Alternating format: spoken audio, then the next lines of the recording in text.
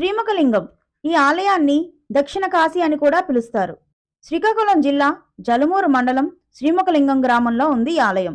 పూర్తిగా రాతితో నిర్మించిన ఏకైక దేవాలయం.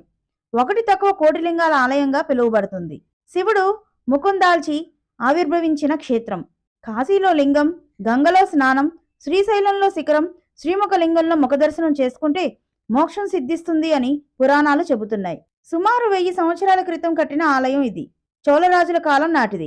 8 వైపులా 8 లింగాలున్నాయి.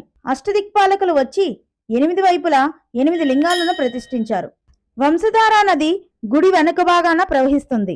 ద్వాపరయుగం అంతం, కలియుగ ప్రారంభంలో ఆ మహాశివుడు మధువృక్షం మొదటి భాగం నుండి ముఖముతో లింగరూపంగా దాల్చి దర్శనమిచ్చెను.